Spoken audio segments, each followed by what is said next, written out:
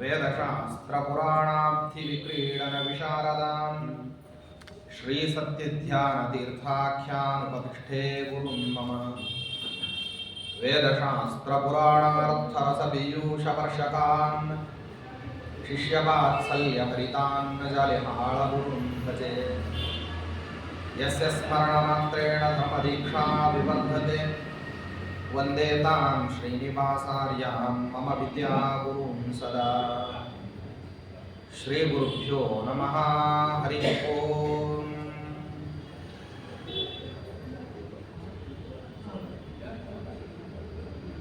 श्रीशः प्रीत्यै प्रजातः सुमहितमहिमा श्रीहनुमान्निदेशात् रामस्योल्लङ्घिताब्धिः सहरिरथगतः सेतुनापिष्टरुष्टः भूभ्रन्नी रावणारिं पुरगमुदयं पूजयित्वा ससीतं पश्यन् किं पूरुषेतं सततमपि महान् प्राणमुख्यो वदान्माम् सन्यासे बद्धबुद्धिः। ಸನ್ಯಾಸವನ್ನು ತಗೊಳ್ಬೇಕು ಅಂತ ಅಚ್ಯುತ ಪ್ರೇಕ್ಷಾಚಾರ್ಯ ಹತ್ರ ವಾಸುದೇವಾಚಾರ್ಯರು ಬಂದರು. ಬದ್ಧ ಬುದ್ಧಿ ಅಂತ ಸನ್ಯಾಸದಲ್ಲಿ ನೆಟ್ಟವಾಗಿರ್ತಕ್ಕಂತಹ ನಿಶ್ಚಯ. ಯಾಕೆಂದರೆ ವೇದಗಳು ಏನು ಹೇಳ್ತದೆ ಅಂದರೆ ಯದಹರೇವ ವಿರಜೆ ತದಹರೇವ ಪ್ರವೃಜೇತ್ ಅಂತ. ಯದಾ ವಿರಕ್ತ ಪುರುಷ ಪ್ರಜಾಯತೆ ತದೈವ ಸನ್ಯಾಸ ವಿಧಿಶ್ರುತೌ ಶ್ರುತಃ ಅಂತ ಇಲ್ಲಿ ಹೇಳ್ತಾರೆ. ಅದು ವಾಸ್ತವದಲ್ಲಿ ಶ್ರುತಿ ಮೂಲಕವಾಗಿ ಬಂದಿರೋದು. ಯಾವಾಗ ಮನುಷ್ಯ ವಿರಕ್ತನಾಗ್ತಾನೋ ಆಗಲೇ ಸನ್ಯಾಸವನ್ನು ತಗೊಳ್ಬೇಕು. ಪ್ರತಿಯೊಬ್ಬರು ಸನ್ಯಾಸ ತಗೋಬೇಕು ಅಂತಿದೆ ಶಾಸ್ತ್ರ ರೀತ್ಯ. ಎಲ್ಲರೂ ಸನ್ಯಾಸವನ್ನು ತಗೋಬೇಕು. ಅದು ಸನ್ಯಾಸವನ್ನು ಆಯಾ ಕಾಲದಲ್ಲಿ ತಗೊಳ್ಳೋದು ಅಂತ. ಯಾವುದೂ ಆಗಲಿಲ್ಲ ಅಂದರೆ ಕೊನೆಗೆ ಸಾಯ್ತೀನಿ ಅಂತ ಗೊತ್ತಾದ ಮೇಲೆ ಆದರೂ ಸನ್ಯಾಸ ತಗೋಬೇಕು ನಾವು. ಆತುರ ಸನ್ಯಾಸ ಅಂತಿದೆ. ಆತುರ ಸನ್ಯಾಸ ಅಂತ ಒಂದು ವ್ಯವಸ್ಥಿತವಾದ ಕ್ರಮ ಇದೆ. ಅಂದರೆ ಪ್ರಾಪಂಚಿಕ ವ್ಯವಹಾರಗಳು ನನಗೆ ಸಂಬಂಧಪಟ್ಟದ್ದಲ್ಲ ಅಂತ ಹೇಳಿ ಮಾನಸಿಕವಾಗಿ ನಿಶ್ಚಯ ಮಾಡಿಕೊಂಡು ಎಲ್ಲರನ್ನೂ ಬಿಡೋದು, ಅದನ್ನು ಹೇಳ್ತಾರೆ ಆತುರ ಸನ್ಯಾಸ ಅಂತ ಒಂದು ವ್ಯವಸ್ಥಿತವಾದಂಥದ್ದು ಒಂದು ಪ್ರಕ್ರಿಯೆ ಇದೆ.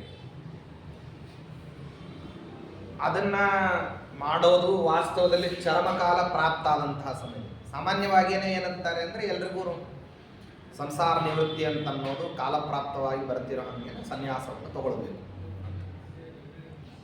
ಈ ಸನ್ಯಾಸ ಅಂತಂದರೆ ಸಾಮಾನ್ಯವಾಗಿ ಏನು ಅಂದ್ಕೊಂಡಿದ್ದಾರೆ, ಸಾಕು ಅಂತ ಅನ್ಸಿದ ತಕ್ಷಣ ಸನ್ಯಾಸ ತೊಗೊಂಡ್ಬಿಡೋದು ಸಂಸಾರ ಅಂತ ಅಂದ್ಕೊಂಡಿದ್ದಾರೆ. ಹಾಗಲ್ಲ.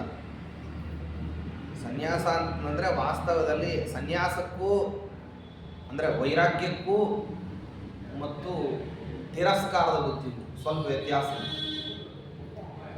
ಕೈಲಾಗೋದಿಲ್ಲ ಅಂತ ಬಿಡೋದಕ್ಕೂ ತಿರಸ್ಕಾರಕ್ಕೂ ವ್ಯತ್ಯಾಸ. ದೇಹಧರ್ಮಾದಿಗಳಲ್ಲಿ ಸಾಮರ್ಥ್ಯ ಇಲ್ಲದೆ ಇದ್ದದ್ರಿಂದ ವೈರಾಗ್ಯವನ್ನು ಹೊಂದೋದು ಭೋಗಗಳಲ್ಲಿ ಅಂತ ಅನ್ನೋದೇನಿದೆಯಲ್ಲ, ಇದು ವೈರಾಗ್ಯ ಅಲ್ಲ. ಭೋಗಗಳನ್ನು ಯಾಕ್ರಿ ಮೊದಲೆಲ್ಲ 4-8 ಹೋಳಿಗೆ ತಿಂತಿದ್ರಿ, ಇವತ್ತು ಯಾಕೆ ಆಗ್ತಾ ಇಲ್ವಾ ತಿನ್ನೋದಿಲ್ವ ಅಂದರೆ ಆಗ್ತಿಲ್ರಿ, ಕೈಲಾಗ್ತಿಲ್ಲ, ಅದಕ್ಕೆ ಬಿಟ್ಟಿದ್ದೀವಿ. ಅಂದರೆ ಸಾಮರ್ಥ್ಯ ಇದ್ರಿ ಇವತ್ತಿಗೂ ಏನು ಕಾರ್ಯಕ್ರಮ,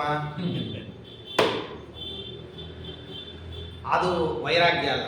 ಬಿಟ್ಟಿದ್ದೀವಿ ಅಂತ ಅನ್ನೋದು ವೈರಾಗ್ಯ ಅಲ್ಲ. ಎಲ್ಲರೂ ಏನು ಅನ್ಕೊಂಡ್ಬಿಡ್ತಾರೆ, ವೈರಾಗ್ಯವನ್ನು ಮತ್ತು ಈ ತಿರಸ್ಕಾರವನ್ನು ಔದಾಸೀನ್ಯವನ್ನು ಪ್ರಾಯ ಒಂದೇ ತಕಡಿಯಲ್ಲಿ ಹಾಕ್ತಾರೆ. ಶಾಸ್ತ್ರ ಹಾಗೆ ಹೇಳೋದಿಲ್ಲ. ವೈರಾಗ್ಯ ಅಂತಂದ್ರೆ ಏನಂದರೆ ಶಶ್ವದೇಕ ಪ್ರಕಾರವಾಗಿರತಕ್ಕಂಥ ಒಂದೇ ನಿಶ್ಚಯದ ಬುದ್ಧಿ. ಇವತ್ತು ಸಾಮರ್ಥ್ಯ ಇದೆ ಆದ್ರೂ ಹೀಗೆ ಇರ್ತೀವಿ, ಸಾಮರ್ಥ್ಯ ಇಲ್ಲ ಆದರೂ ಹೀಗೆ ಇರ್ತೀವಿ ಅಂತನ್ನೋದು ಸನ್ಯಾಸ. ಮಹಾಭಾರತದಲ್ಲಿ ಒಂದು ಮಾತು ಬರುತ್ತೆ, ಬಹಳ ಸ್ವಾರಸ್ಯವಾದಂಥ. ಏನಂದರೆ ನವೇ ವಯಸ್ಸಿ ಯಶಾಂತಃ ಸಶಾಂತ ಇತಿ ಕಥ್ಯತೆ ಧಾತುಷು ಕ್ಷೀಯಮಾಣೇಶು ಶಮಃ ಕಸ್ಯ ನ ಜಾಯತೆ ಅಂತ ಹೇಳಿ. ಅಂದರೆ ಯಾವಾಗ ಮನುಷ್ಯನಿಗೆ ದೇಹದಲ್ಲಿ ಸಾಮರ್ಥ್ಯ ಇರ್ತದೆ ಆವಾಗ ಒಂದು ವೇಳೆ ಶಾಂತವಾದಂತಹ ಮನಸ್ಥಿತಿ ಉಳ್ಳವನಾಗಿ ತಾನು ವಿಚಿತ್ರವಾದಂತಹ ಅಹಂಕಾರ ಮಮಕಾರಾದಿಗಳನ್ನು ತೋರಿಸ್ತೇನೆ ಒಂದು ವೇಳೆ ಬದುಕದ ಅಂದರೆ ಅವನನ್ನು ಶಾಂತ, ಅವನನ್ನು ಇಂದ್ರಿಯಾದಿಗಳಲ್ಲಿ ಭೋಗದಿಂದ ಉಪರತನಾದಂಥವನು ಅಂತ ಅಂತ ಹೇಳ್ಬೋದು. ವಯಸ್ಸಾದ ನಂತರದಲ್ಲಿ ತುಂಬ ವೈರಾಗ್ಯವಂತರ್ರಿ ಅಂದರೆ ಅದನ್ನು ವೈರಾಗ್ಯ ಅಂತ ಅನ್ನೋದಿಲ್ಲ. ಯಾಕೆ ಅಂದರೆ ಆವಾಗ ಇಂದ್ರಿಯದಲ್ಲಿ ಬಲ ಇರೋದಿಲ್ಲ ಅನ್ನೋ ಕಾರಣಕ್ಕೆ ಅವನು ಶಾಂತನಾಗಿರ್ತಾನಷ್ಟೆ. ಅವನಿಗೆ ವಾಸ್ತವದಲ್ಲೇ ಶಾಂತಿ ಅಂದರೆ ಉಪರತಿ ಅಂತ ಅನ್ನೋದು ಅಥವಾ ಅನಾಸಕ್ತಿ ಅನ್ನೋದು ಭೋಗಗಳಲ್ಲಿ ಬಂದಿರೋದಿಲ್ಲ. ಅದು ಕೇವಲ ಇಂದ್ರಿಯದ ದೌರ್ಬಲ್ಯದ ಪ್ರಯುಕ್ತವಾಗಿ ಬರತಕ್ಕಂತಹ ಔದಾಸೀನ್ಯ. ಇಂದ್ರಿಯ ದೌರ್ಬಲ್ಯದ ಪ್ರಯುಕ್ತವಾಗಿ ಬರತಕ್ಕಂತಹ ಔದಾಸೀನ್ಯವನ್ನು ವೈರಾಗ್ಯ ಅಂತ ಯಾರೂ ಪರಿಭಾವಿಸಬಾರ್ದು. ವೈರಾಗ್ಯ ಅಂತನ್ನೋದು ಜ್ಞಾನಪೂರ್ವಕವಾಗಿ ಪದಾರ್ಥಗಳಲ್ಲಿ ಅನಾಸಕ್ತಿಯ ಬುದ್ಧಿ. ಎರಡಕ್ಕೂ ವ್ಯತ್ಯಾಸ ಇದೆ. ಸಾಮರ್ಥ್ಯಾಭಾವ ಪ್ರಯುಕ್ತವಾಗಿ ಅನಾಸಕ್ತಿಯು, ಜ್ಞಾನ ಪ್ರಯುಕ್ತವಾಗಿ ಸಾಮರ್ಥ್ಯ ಇದ್ದರೂ ತ್ಯಾಗವು, ಎರಡಕ್ಕೂ ತುಂಬ ವ್ಯತ್ಯಾಸ ಇದೆ. ಅದಕ್ಕೆ ಅದನ್ನ ಅವ್ರು ಹೇಳ್ತಾರೆ, ಸನ್ಯಾಸೇ ಬದ್ಧ ಬುದ್ಧಿ. ಬುದ್ಧಿಪೂರ್ವಕವಾಗಿ ನ್ಯಾಸವನ್ನು ಮಾಡೋದರಲ್ಲಿ ನಿಶ್ಚಯ ಇತ್ತವ್ರಿಗೆ ವಾಸುದೇವಾಚಾರ್ಯ. ಯಾಕೆ ಅಂದರೆ ಸನ್ಯಾಸ ಅನ್ನೋದು ಸುಲಭವಾಗಿ ಬಟ್ಟೆ ಬದಲಿಸ್ಕೊಂಡ್ಬಿಟ್ರೆ ಆಗುವಂಥದ್ದು ಅಂತ ಅನ್ನೋಂತಹ ಪ್ರಕ್ರಿಯೆ ಬೇರೆಯವರಲ್ಲೆಲ್ಲ ಚಾಲ್ತಿಯಲ್ಲಿದೆ. ಯಾಕೆಂದರೆ ಇವತ್ತಿಗೆಲ್ಲ ಮೂಲೆಗಳಿಗೆ ಲೇಔಟ್ಗಳಿಗೆ ನಗರಗಳಿಗೆ ಪ್ರತಿಯೊಂದಕ್ಕೂ ಕೂಡ ಒಬ್ಬೊಬ್ಬರು ಜಗದ್ಗುರುಗಳು ಹುಟ್ಕೊಂಡ್ಬಿಟ್ಟಿದ್ದಾರೆ. ಎಲ್ಲರೂ ಜಗದ್ಗುರುಗಳು 108, 1008. ಅದು ಏನು 108, 1008ಕ್ಕೂ ಬೆಲೆ ಇಲ್ಲ, ಇವ್ರ ಜಗದ್ಗುರುತ್ವಕ್ಕೂ ಬೆಲೆ ಇಲ್ಲ ಅಂತ ಅನ್ನೋಂಗಾಗುತ್ತೆ. ಆದರೆ ವಾಸ್ತವದಲ್ಲಿ ಶ್ರೀ ಶ್ರೀ ಶ್ರೀ ಶ್ರೀ 108 ಅಂದ್ರೆ 108 ಸರ್ತೆ ನಿಮ್ಗೆ ಶ್ರೀ ಬರೀಲಿಕ್ಕೆ ಆಗೋದಿಲ್ಲ ಅಂಥೇಳಿ 108 ಶ್ರೀ ಅಥವಾ 1008 ಶ್ರೀ ಅಂತ ಬರೀತಾರೆ ಅಷ್ಟೇ. 1008 ಸರ್ತೆ ಶ್ರೀ ಅಂತ ಬರೆದ್ರೆ ನೀವು ಯಾವಾಗ ಹೆಸರು ಬರೆಯೋದು ಯಾವಾಗ? ಅದಕ್ಕೇನೆ ಶ್ರೀ 1008 ಅಂತ ಬರೀತಾರೆ. ಅದು ಅಭಿಪ್ರಾಯ ಇರೋದು ಹಾಗೆ. ಪಾಪ ಎಲ್ಲರೂ ಓದ್ತಾರದನ್ನ ಯಾಕೆ ಅಂತ ಗೊತ್ತಿಲ್ಲ. ನೀವು ಇವತ್ತು ಸರಿಯಾದ ಪ್ರಶ್ನೆ ಕೇಳಿದ್ರೆ ನೋಡ್ರಿ. ಏನಂದ್ರೆ ಶ್ರೀ 1008 ಅಂತ ಬರೀತಾರೆ. ಅಂದ್ರೆ ವಾಸ್ತವದಲ್ಲಿ ಏನಂದ್ರೆ ಆ 1008 ಸರ್ತೆ ಶ್ರೀ ಬರೆದು ಬಿಟ್ರೆ ಪಾಪ ಬರೆಯೋರಿಗೆ ಮುಂದೆ ಏನು ಬರಿಬೇಕು ಅನ್ನೋದು ಮರೆತು ಹೋಗುವಂತ ಅಪಾಯ ಇರ್ತದೆ. ಅದಕ್ಕೆ ಶ್ರೀ 1008 ಅಂದ್ರೆ ಈ ರೀತಿ ಅಭಿಪ್ರಾಯ ಇರಲಿ. ಸನ್ಯಾಸ ಯಾವುದು ಅಂತಂದ್ರೆ ಆಚಾರ್ಯರ ಅಭಿಪ್ರಾಯದಲ್ಲಿ ವೇದಶಾಸ್ತ್ರಗಳ ಹಿನ್ನೆಲೆಯಲ್ಲಿ ಶ್ರೀ 1008 ಇಂಥ ಶ್ರೀಪಾದಂಗಳು ಅಂತ ಕರಿತೀವಲ್ಲ, ಅಂಥ ಸನ್ಯಾಸಿಗಳಾಗಲಿಕ್ಕೆ ಸ್ವಲ್ಪ ಕ್ವಾಲಿಟಿಗಳನ್ನು ಹೇಳ್ತಾರೆ ನಮ್ಮಲ್ಲಿ. ಏನಂದರೆ ಶಾಂತಿ ಮೊದಲನೇದ್ದು, ಇಂದ್ರಿಯ ಜನ್ಯವಾದಂತಹ ಭೋಗಾದಿಗಳಿಂದ ಮತ್ತೆ ಉಪರತನಾಗಿರೋದು. ಎರಡನೇದ್ದು ತಪಸ್ಯಭಿರುಚಿ. ಮೊದಲನೇದ್ದು ಭೋಗಾದಿಗಳಿಂದ ಉಪರಿತಿ, ಎರಡನೇದ್ದಾಗಿ ತಪಸ್ಸಿನಲ್ಲಿ ಆಸಕ್ತಿ, ತಪಸ್ಯಭಿರುಚಿ. ಮೂರನೇದ್ದು ಚಿತಕಾಮತಾಚ, ಅಪೇಕ್ಷಿತವಾದಂತಹ ಎಲ್ಲ ಪದಾರ್ಥಗಳನ್ನು ಪರಿತ್ಯಾಗ ಮಾಡ್ತಕ್ಕಂಥ. ಪೂರ್ವಾಶ್ರಮದಲ್ಲಿ ಯಾವ್ಯಾವ ಪದಾರ್ಥಗಳನ್ನು ಭೋಗಿಸ್ತಿದ್ರು ಆ ಪದಾರ್ಥಗಳನ್ನೆಲ್ಲವನ್ನು ಬಿಡೋದು. ವೈರಾಗ್ಯ, ಇವು ಎಲ್ಲದಕ್ಕೂ ಸ್ವಲ್ಪ ಎಲ್ಲವೂ ಒಂದೇ ಅಂತ ಮೇಲ್ನೋಟದಲ್ಲಿ ಅನಿಸ್ತದೆ, ಆದರೆ ಎಲ್ಲದಕ್ಕೂ ಸ್ವಲ್ಪ ವ್ಯತ್ಯಾಸ ಇದೆ. ಆತ್ಮಜನತಾಸುಚ ಮೋಹಹಾನಿ, ತನ್ನ ಪೂರ್ವಾಶ್ರಮದ ಅನುಬಂಧಿಗಳೇನಿದ್ದಾರಲ್ಲ ಅವರು ಎಲ್ಲರ ಜೊತೆಗೂ ಮೋಹವನ್ನು ಬಿಟ್ಟು ಇರೋದು, ಮೋಹವನ್ನು ಪರಿತ್ಯಾಗ ಮಾಡತಕ್ಕಂಥದ್ದು. ಸುಮ್ಮನೆ ಅವತ್ತಿನ ದಿವಸಕ್ಕೇನೋ ವಸ್ತ್ರ ಕೊಡೋ ತನಕ ನಾಹಂ ಕಷ್ಟಿತ ನಮೇ ಕಷ್ಟಿತ ಅಂತ ಹೇಳಿಬಿಟ್ಟು ವಸ್ತ್ರಗಳನ್ನು ಪರಿತ್ಯಾಗ ಮಾಡಿ ಹೋಗ್ಬಿಟ್ರೆ ಅದು ಸನ್ಯಾಸ ಅಲ್ಲ, ಅದು ತಾತ್ಕಾಲಿಕವಾದಂಥದ್ದು. ಶುದ್ಧವಾದಂಥದ್ದು ಏನು ಅಂದರೆ ಅವತ್ತು ಹೆಂಗಿರ್ತಾರೋ ಮುಂದಕ್ಕೆ ಯಾರೇ ಬಂದರೂ ಕೂಡ ನಿಮ್ಮ ಸ್ವಬಂಧುಗಳಿಂದ ವ್ಯತಿರಿಕ್ತರಾಗಿರ್ತಕ್ಕಂತಹ ವ್ಯಕ್ತಿಗಳು ಅಪರಿಚಿತರು ಬಂದರೆ ಹೇಗೆ ಮಾತಾಡಿಸ್ತೀರೋ ಇವ್ರನ್ನೂ ಅಪರಿಚಿತರ ರೀತಿಯಲ್ಲೇ ಕಾಣಬೇಕು. ಆತ್ಮಜನತಾ ಸುಚ ಮೋಹಹಾನಿ. ಇದರ ಮೇಲೆ ಜ್ಞಾನ, ಶಾಸ್ತ್ರಜನಿತವಾದಂತಹ ಜ್ಞಾನ. ಸದಾ ಶ್ರುತಿರತಿ, ವೇದಗಳನ್ನು ಶಾಸ್ತ್ರಗಳನ್ನು ಸದಾ ಕಾಲಕ್ಕೂ ಕೇಳ್ತಾ ಇರಬೇಕು. ವೇದಶಾಸ್ತ್ರಗಳನ್ನು ಅದನ್ನು ಎಂದಿಗೂ ಬಿಡೋ ಹಂಗಿಲ್ಲ. ಇದರ ಮೇಲೆ ಇನ್ನೊಂದು ದೊಡ್ಡದಾದ ಜವಾಬ್ದಾರಿಯನ್ನು ಹೇಳ್ತಾರೆ. ಇವೆಲ್ಲ ಗುಣಗಳನ್ನು ಇಟ್ಟುಕೊಂಡಿರಬೇಕು. ಇದರ ಮೇಲೆ ಕೊನೆಯದಾಗಿ ಒಂದು ಹೇಳ್ತಾರೆ, ಏನಂದರೆ ಪರವಾದಿ ಗರವ ನಿರಹಾರಿ ಮಧ್ವ ಗುರುಪೀಠಕ ಲಕ್ಷಣಾನಿ ಅಂತ. ಅಂದರೆ ವಿಷ್ಣು ಸರ್ವೋತ್ತಮತ್ವವನ್ನು ವಿರೋಧ ಮಾಡತಕ್ಕಂಥ ಯಾವುದೇ ಸಿದ್ಧಾಂತ ಬಂದರೂ ಆ ಸಿದ್ಧಾಂತವನ್ನು ಖಂಡಿಸಿ ಹೇಳ್ತೀವಲ್ಲ, ವಿಷ್ಣು ಸರ್ವೋತ್ತಮತ್ವಂಚ ಸರ್ವದಾ ಪ್ರತಿಪಾದಯ ಅಂತನ್ನೋದನ್ನು ಮಾಡೋದು. ಪರವಾದಿ ಗರ್ವ ನಿರಹಾರಿ ಮಧ್ವಗುರು ಪೀಠಗ ಲಕ್ಷಣಾನಿ. ಇವು ಶ್ರೀಮದಾಚಾರ್ಯರ ಪೀಠ ಪರಂಪರೆಯಲ್ಲಿ ಬಂದು ಅಲ್ಲಿ ಕೂತ್ಕೋತಾನೆ ಅಂತಂದರೆ ಅವನಿಗೆ ಈ ವಿಧವಾದಂಥದ್ದು ಏನಿರಬೇಕು, ಅರ್ಹತೆ ಇರಬೇಕು. ಇದು ನಾವು ಹೇಳ್ತಿರೋದು ನಾರ್ಮಲ್ ಕ್ವಾಲಿಫಿಕೇಶನ್. ಶ್ರೀಪಾದಂಗಳವರು ಅಂತಿರಲ್ಲ, ಆ ಶ್ರೀಪಾದಂಗಳವರು ಅಂತ ಆಗಬೇಕಂದ್ರೆ ಇಷ್ಟು ಕೆಪಾಸಿಟಿ ಅನಿವಾರ್ಯವಾಗಿ ಬೇಕು. ಅನಿವಾರ್ಯವಾಗಿ ಇಷ್ಟು ಬೇಕು, ಇಷ್ಟು ಅರ್ಹತೆ ಬೇಕು. ಶಾಂತಿ ತಪಸ್ಯ ವಿರುಚಿ ಜಿತಕಾಮತಾ ಚ ವೈರಾಗ್ಯಮಾತ್ಮಜನತಾಸು ಚ ಮೋಹಹಾನಿ ಜ್ಞಾನಂ ಸದಾ ಶ್ರುತಿರತಿ ಪರವಾದಿ ಗರ್ವ ನಿರ್ಹಾರಿ ಮಧ್ವಗುರುಪೀಠಗ ಲಕ್ಷಣಾನಿ ಅಂತ ಇಷ್ಟು ಗುಣಗಳು ಬೇಕು. ಆ ಗುಣಗಳು ಇದ್ದಾಗ ಏನಾಗ್ತದೆ ಅಂತಂದರೆ ಆ ಸನ್ಯಾಸವನ್ನು ತಗೊಂಡಿದ್ದು ಸಾರ್ಥಕ ಅಂತ. ಇದೆಲ್ಲ ಇರತಕ್ಕಂಥವ್ರು ಯಾರು? ವಾಸುದೇವಾಚಾರ್ಯರು ಕೇಳಿ ನಮಗೆ ಸನ್ಯಾಸ ಕೊಡ್ರಿ. ಅದಕ್ಕೆ ಅವ್ರೇನು ಹೇಳಿದ್ರು, ನಿಮ್ಮ ತಂದೆ ತಾಯಿಗಳು ಒಪ್ಪಬೇಕು. ಬಹುಕಾಲದವರೆಗೆ ಇವರು ಸೇವಾ ಮಾಡ್ತಿರ್ಬೇಕಾದ್ರೆ ಇವ್ರನ್ನ ಹುಡ್ಕೊಂಡು ಒಂದಾವೃತ್ತಿ ಹಿಂದಿನಿಂದ ಎಲ್ಲ ಮಗ ಎಲ್ಲೆಲ್ಲ ಹೋದಾಗೆಲ್ಲ ಹುಡುಕಿ ಅಭ್ಯಾಸ ಇತ್ತವ್ರಿಗೆ. ಮದುವೆ ಆಗ್ಬಿಟ್ರಿ 3 ವರ್ಷದವರಿದ್ದಾಗ, 5 ವರ್ಷದವರಿದ್ದಾಗ, 7 ವರ್ಷದವರಿದ್ದಾಗ, 8ನೇ ವರ್ಷದ ಸಮಯದಲ್ಲಿ ಸನ್ಯಾಸ ಆವಾಗಲೂ ಮಗನನ್ನು ಹುಡುಕೋದೇ ಒಟ್ಟಾರೆ. ಯಾಕಂದ್ರೆ ಹುಡುಕೊಂಡು ಬಂದರು. ಅಚ್ಯುತ ಪ್ರೇಕ್ಷಾಚಾರ್ಯರ ಹತ್ತಿರದಲ್ಲಿ ಸೇವಾ ಮಾಡ್ತಾ ಇತ್ತು. ಅಚ್ಯುತ ಪ್ರೇಕ್ಷಾಚಾರ್ಯ ತುಂಬ ತೇಜಸ್ವಿಗಳಿತ್ತು, ತುಂಬ ತೇಜಸ್ವಿಗಳು. ಯಾಕೆಂದರೆ ಜನ್ಮಾಂತರದಿಂದ ಸಾಧನಶೀಲರಾಗಿ ಪಾಂಡವಾದಿಗಳಿಂದಲೂ ಕೂಡ ಸತ್ಕೃತರಾಗಿ ಬಂದಿರತಕ್ಕಂತಹ ವ್ಯಕ್ತಿಗಳು. ಜನ್ಮಾಂತರದಲ್ಲಿ ಕೃಷ್ಣಾದೇವಿಯ ಕೈಯಿಂದ ಅನ್ನವನ್ನು ಸ್ವೀಕಾರ ಮಾಡಿರ್ತಕ್ಕಂತಹ ಶುದ್ಧ ಸಚೇತನರು. ಅಂಥವರು ಏನು ಮಾಡಿದರು ಅಂತಂದರೆ ಮದ್ದಿಗೆ ಭಟ್ರ ಕಣ್ಣಿಗೆ ಬಿದ್ದರು. ಅವರ ಹತ್ರ ಸೇವಾ ಮಾಡ್ತಾ ಇದ್ರು ಈ ವಾಸುದೇವಾಚಾರ್ಯ. ಆ ಸೇವಾ ಮಾಡ್ತಿರೋರನ್ನ ಬಂದುಬಿಟ್ಟು ಹೇಳಿದ್ರು, ಮನೆಗೆ ಬಾ ಅಂತ ಹೇಳಿ ಕರೆದು. ನಾ ಸನ್ಯಾಸ ತಗೊಳ್ತೀನಿ ಅಂತ ಹೇಳಿದಾಗ ಪರಸ್ಪರರಲ್ಲಿ ವಿಚಾರ ವಿನಿಮಯ ಆಯಿತು. ನಿನ್ನ ಸನ್ಯಾಸಕ್ಕೆ ನಾನು ಒಪ್ಪಿಗೆ ಕೊಡ್ಬೋದು, ಮತ್ತು ತಾಯಿ ಒಪ್ಪಿಗೆ ಕೊಡ್ಲಿಕ್ಕೆ ಸಾಧ್ಯ ಇಲ್ಲ. ಹಾಗಾದ್ರೆ ನೀವು ಒಪ್ಪಿದ್ದೀರಾ ಅಂತ ಕೇಳ್ದ. ಒಪ್ಪಿದ್ದೀನಿ ಅಂತ ಅವ್ರು ಹೇಳಿದರು. ನಾನು ಒಪ್ಪಿಸ್ತೀನಿ, ನೀವು ಹೋಗ್ರಿ ಅಂತ ಹೇಳಿ ಅವರು ಮನೆಗೆ ಬರೋ ಅಷ್ಟರಲ್ಲಿ ಪೂರ್ವಭಾವಿಯಾಗಿ ಮದ್ದಿಗೆ ಭಟ್ರು ವೇದವತಿ ದೇವಿಯರ ಹತ್ರ ಬರ್ತಾರೆ. ಎಷ್ಟು ಸ್ವಾರಸ್ಯ ಅಂದರೆ, ನಾನು ಒಪ್ಪಿಗೆ ಕೊಟ್ಟು ಬಿಟ್ಟಿದ್ದೀನಿ, ಯಾವ ಧೈರ್ಯದ ಮೇಲೆ ಅಂದ್ರೆ ನೀ ಕೊಡೋದಿಲ್ಲ ಅನ್ನೋ ಧೈರ್ಯದ ಮೇಲೆ. 2 ನಾಲಿಗೆ ಆಗಬಾರ್ದಲ್ಲ. ಆಮೇಲೆ ನಾನು ಒಪ್ಕೊಂಡಿಲ್ಲ ಅಂತ ಹೇಳಲಿಕ್ಕೆ ಬರೋದಿಲ್ಲ.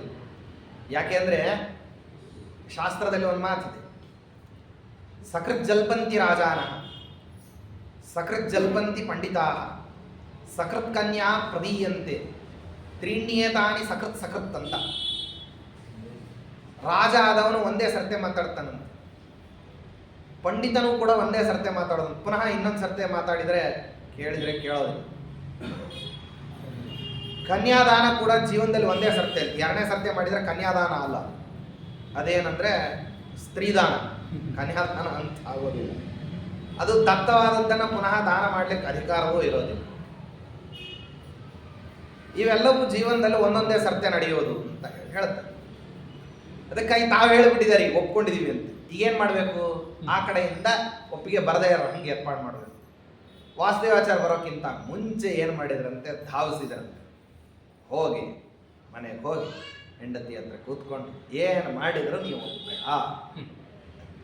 ಕೊಟ್ಟು ನಿಧಾನಾಗಿ ಬಂದರು. ಅವರು ಬಂದ ಮೇಲೆ ನಮಸ್ಕಾರ ಮಾಡಿದರು. ನಾ ಹಿಂಗೆ ಸನ್ಯಾಸ ತಗೊಳ್ಳೋದು ಯಥಾ ಪ್ರಕಾರ ಅಳು ಕರೆಯೋದು, ನಿಷೇಧ ಮಾಡೋದು ಎಲ್ಲ ಆಯ್ತು. ಅವಾಗ ಅವ್ರು ಮಾತು ಹೇಳ್ತಾರೆ, ನಿಂಗೆ 2 ಆಯ್ಕೆಗಳಿದೆ, 2 ಒಳ್ಳೆ ಅವಕಾಶಗಳನ್ನು ಕೊಡ್ತೀನಿ. ಒಂದು, ನಾ ಬದುಕಿದ್ದು ಸತ್ತಂತೆ ಇರೋದು. ಇನ್ನೊಂದು, ಸನ್ಯಸ್ತನಾಗಿದ್ದು ನಿನ್ನ ಮುಂದೆ ಆಟಾಡ್ಕೊಂಡಿರೋದು. ಬದುಕಿದ್ದು ಸತ್ತಂತೆ ಇರೋದು ಅಂದ್ರೆ ಏನರ್ಥ ಅಂದರೆ, ನಾ ಬದುಕಿದ್ದೀನಿ ಅಂತ, ಆದರೆ ನಿನ್ನ ಕಣ್ಣಿಗೆ ಎಂದೂ ಕಾಣೋದಿಲ್ಲ. ನಿನ್ನ ಕಣ್ಣಿಗೆ ಯಾವಾಗ ಬೇಕಾದ್ರೆ ಕಾಣ್ತೀನಿ, ಆದರೆ ಸನ್ಯಾಸ ತಗೊಂಡಿರ್ತೀನಿ. ಯಾವುದು?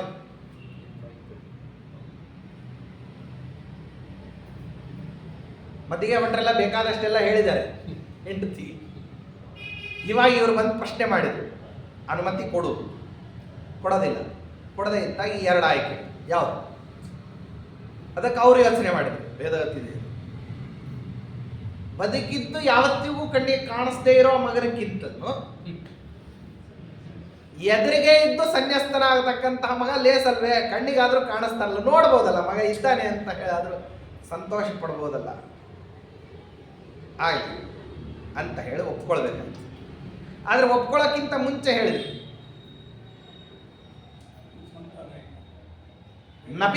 ನಪುತ್ರ ಪಿತ್ರೋ ರವನಂ ವಿನಾಶುಭಂ ವದಂತಿ ಸಂತೌ ನನುತೌ ಸುತೌ ಮೃತೌ ನಿವರ್ತಮಾನೇ ನಹಿ ಪಾಲಕೋಸ್ತಿನೌ ತ್ವಯೀತಿ ವಕ್ತಾರಮು ಸುತೋಬ್ರಹಿ ಹೇಳಿ. ಮಕ್ಕಳನ್ನ ಅನೇಕ ಪಾರತ್ರಿಕವಾದ ಆಶೋತ್ತರಗಳ ಜೊತೆಗೆ ಐಹಿಕವಾದಂಥದ್ದು ಒಂದು ಬಯಕೆ ಇರ್ತದೆ. ಏನಂದ್ರೆ, ನಾವು ವೃದ್ಧಾಪ್ಯಾವಸ್ಥೆಯಲ್ಲಿ ಇರಬೇಕಾದ್ರೆ ನಮ್ಮ ಕೈಯಿಂದ ಆಗದೇ ಇರತಕ್ಕಂತಹ ಧರ್ಮಕರ್ಮಗಳನ್ನ ಮಕ್ಕಳು ನಮ್ಮನ್ನ ಸಾಕ್ಷಿಯಾಗಿ ಇಟ್ಕೊಂಡು ಮಾಡಲಿ ಅಂತ ಧಾರ್ಮಿಕನಾದಂಥವನು ಬಯಸ್ತಕ್ಕಂಥ ಶಾಸ್ತ್ರೀಯವಾದಂತಹ ಒಂದು ಸಾಂಸಾರಿಕ ಪ್ರಕ್ರಿಯೆ ಇದೆ. ಕೇಳಿದ್ರೆ ತುಂಬಾ ಆಶ್ಚರ್ಯ ಪಡ್ತೀರಿ. ಹೆಂಡತಿ ಮಕ್ಕಳು ಶಾಸ್ತ್ರದ ರೀತಿಯಲ್ಲಿ ಯಾಕೆ ಬೇಕು ಅಲ್ರಿ? ನೀವು ಇಷ್ಟು ಬಾಯಿ ಬಿಟ್ರೆ ವೈರಾಗ್ಯ ಅಂತೀರಿ. ಹೆಂಡತಿ ಇರಬಾರ್ದು, ಮಕ್ಕಳಿರಬಾರ್ದು, ಇವರೆಲ್ಲರೂ ವ್ಯಾಮೋಹಕ್ಕೆ ಕಾರಣರಾಗ್ತಾರೆ, ಎಲ್ಲ ಕಾಮಕ್ರೋಧಗಳಿಂದ ಗ್ರಸ್ತರಾಗ್ತಾರೆ. ಈ ಮಾತೆಚ್ಚಿದ್ರೆ ನಿಮ್ಗೆಲ್ಲ ಉಪನ್ಯಾಸಕಾರರು ಒಂದೇ ಕಡೆ ಟಾರ್ಗೆಟ್ ಹೆಂಡತಿ ಮಕ್ಕಳ ಮೇಲೆ ಅಲ್ವೇ? ಮಾಡ್ಕೋಬಾರ್ದು ಅಂತ ನಿಮ್ಗೆ ಇಷ್ಟೊಂದು ಉದ್ದೇಶ ಇದ್ದಾಗ ಮತ್ತೆ ಅದಕ್ಕೋಸ್ಕರ ಶ್ರುತಿ ಸ್ಮೃತಿ ಮಂತ್ರಗಳು ಯಾಕೆ ಹೊರತು? ಸರ್ವಥಾ ಇದು ನಿಷೇಧ್ಯಮಾನವಾದಂತಹ ವಿಷಯ ಅಂತ ಆಗಿದ್ದರೆ ಶಾಸ್ತ್ರರೀತ್ಯ ಇದನ್ನು ಮಾಡಿದ್ರಾದ್ರೂ ಯಾಕೆ ಅಂತ ಪ್ರಶ್ನೆ ಬರೋದಿಲ್ವೇ? ಶಾಸ್ತ್ರ ಹೇಳ್ತೀವಿ, ನಾವು ಮಾಡಿದ್ದು ಬೇರೆ ಉದ್ದೇಶದಿಂದ, ನೀವದನ್ನು ಬಳಸ್ತಿರೋದು ಬೇರೆ ಉದ್ದೇಶಕ್ಕೆ, ಇಷ್ಟೇ ವ್ಯತ್ಯಾಸ. ಪದಾರ್ಥ ಒಂದೇ, ಕ್ರಿಯಾಗಳು ಒಂದೇ, ಉದ್ದೇಶ ಮಾತ್ರ ವ್ಯತ್ಯಾಸವಾದಂಥದ್ದು ಅಂತ ಹೇಳ್ತದೆ ಶಾಸ್ತ್ರ. ಹಾಗಾದ್ರೆ ಶಾಸ್ತ್ರ ರೀತಿಯ ಉದ್ದೇಶ ಏನು ಅದನ್ನ ಹೇಳ್ಬಿಡಿ. ನಾವಂತೂ ಇದುವರೆಗೆ ನಮ್ಮ ಹೆಂಡತಿ, ನಮ್ಮ ಮಕ್ಕಳು, ನಮ್ಮ ಸಂಸಾರ ಅವ್ರು ಚೆನ್ನಾಗಿರ್ಬೇಕು, ಅವ್ರಿಗೆ ಧಡೆ ಬಂಗಾರ ಹಾಕಬೇಕು, ಅವ್ರು ಚೆನ್ನಾಗಿ ಓದಬೇಕು, ವಿದ್ಯಾವಂತರಾಗಬೇಕು, ಅವ್ರಿಗೆ ಹೆಂಡತಿ ಬರಬೇಕು, ಅವ್ರಿಗೆ ಮಕ್ಕಳು ಬರಬೇಕು, ಮೊಮ್ಮಕ್ಕಳು ಬರಬೇಕು, ಹಿರಿ ಮಕ್ಕಳು ಬರಬೇಕು, ಗಿರಿ ಮಕ್ಕಳು ಬರಬೇಕು ಅಂತೆಲ್ಲ ನಮ್ಮ ಆಶೋತ್ತರಗಳೆಲ್ಲ ತಪ್ಪು ಅಂತ ಹೇಳಿದ್ವಿ. ಸರಿ, ಶಾಸ್ತ್ರರೀತ್ಯಾನೇ ಒಂದು ಆಶೋತ್ತರ ಇದೆ ಅಂತ ಹೇಳ್ತಿರಲ್ಲ, ಅದೇನು? ಕುತೂಹಲವಾದದ್ದನ್ನು ಹೇಳ್ತದೆ ಶಾಸ್ತ್ರ. ಏನಂದ್ರೆ, ನಿನಗೆ ಅನೇಕ ಸಂದರ್ಭಗಳಲ್ಲಿ ಏನಾಗಿಬಿಡುತ್ತದೆ ಅಂತಂದ್ರೆ, ಸಾಧನೆ ಮಾಡಿಕೊಳ್ಳಿಕ್ಕೆ ಇನ್ನೊಂದು ಸ್ವಲ್ಪ 2 ಕಣ್ಣಿನ ಬದಲಿ 4 ಕಣ್ಣಿದ್ರೆ ಅನುಕೂಲ ಅಂತ ಅನ್ನುವಂಥ ಪರಿಸ್ಥಿತಿ ಕೆಲವು ಸರ್ತೆ ಬರುತ್ತೆ. 2 ಕಣ್ಣಿನ ಬದಲಿ 4 ಕಣ್ಣಿದ್ರೆ ಅನುಕೂಲ, 2 ಕೈ ಬದಲಿ 4 ಕೈ ಇದ್ರೆ ಇನ್ನೂ ಹೆಚ್ಚಾಗ್ತಿತ್ತು ಏನೋ ಅನುಕೂಲ. ಒಂದೇ ಶರೀರದ ಬದಲು ಇನ್ನೊಂದು 4 ಶರೀರ ಇದ್ರೆ ಅನುಕೂಲ ಆಗ್ತಿತ್ತು ಏನೋ ಅಂತ ಕೆಲವಾರು ಸರ್ತೆ ಅನಿಸುವಂಥ ಪ್ರಸಂಗಗಳಿದೆ. ಯಾವುದು? ಪರ್ವಕಾಲಗಳು ಬರ್ತವೆ, ಅಥವಾ ಯಾವುದೋ ಪುಣ್ಯಕ್ಷೇತ್ರಗಳಿಗೆ ಹೋಗ್ತೀವಿ. ಒಂದು ಮುಳುಗ ಹಾಕಿದ್ರೆ ಇಷ್ಟು ಪುಣ್ಯ ಬರ್ತದೆ ಅಂತ ಹೇಳ್ತೀವಿ. ಬೇಡ, ಒಂದು ಊಟವನ್ನು ಮಾಡ್ತೀವಿ. ಕೋಟ್ಯಂದವ ಸಹಸ್ರೈಸ್ತು, ಒಂದು ಕೋಟಿ ಚಾಂದ್ರಾಯಣ ಮಾಡಿದ್ದಕ್ಕೆ ಸದೃಶವಾದಂಥದ್ದಂತೆ ಹರಿನಿರ್ಮಾಲ್ಯದ ಜೊತೆಗೆ ಗ್ರಾಸವನ್ನು ಸ್ವೀಕಾರ ಮಾಡ್ತಕ್ಕಂಥದ್ದು. ಒಂದೊಂದು ತುತ್ತ ಅನ್ನವನ್ನು ಒಳಗಿರ ಬೇರೆ ಯಾವ ಸಿದ್ಧಾಂತಗಳಲ್ಲಿ ಈ ಅನುಸಂಧಾನ ಬರ್ಲಿಕ್ಕೆ ಸಾಧ್ಯ ಇಲ್ಲ. ಬಿಲೀವ್ ಮೀ, ಬೇರೆ ಇನ್ಯಾವ 21 ಮತಾಚಾರಗಳಲ್ಲಿ ಅರ್ವಾಚೀನರಾಗಿರ್ಬೋದು, ಪ್ರಾಚೀನರಾಗಿರ್ಬೋದು, ಯಾವ ಸಿದ್ಧಾಂತಕಾರನು ಊಟ ಮಾಡಿದರೆ ನಿನಗೆ ಪುಣ್ಯ ಬರ್ತದೆ ಅಂತ ಯಾವನ್ನೇ ಸಿದ್ಧಾಂತಕಾರ ಹೇಳಲಿಕ್ಕೆ ಹೋಗುವಂತ ಸಾಹಸ ಮಾಡಿಲ್ಲ. ಋತೆ ಶ್ರೀಮದಾಚಾರ್ಯ. ಒಬ್ಬ ಶ್ರೀಮದಾಚಾರ್ಯರು ಮಾತ್ರ ಇದನ್ನು ಹೇಳ್ತಾರೆ, ನೀನು ಸಿಕ್ಥೇ ಭವೇತ್ ಪುಣ್ಯಂ ಚಾಂದ್ರಾಯಣ ಶತಾಧಿಕಂ, ಒಂದೊಂದು ತುತ್ತಿಗೆ 100 ಚಾಂದ್ರಾಯಣಕ್ಕಿಂತಲೂ ಹೆಚ್ಚಿನ ಪುಣ್ಯ ಬರ್ತದೆ.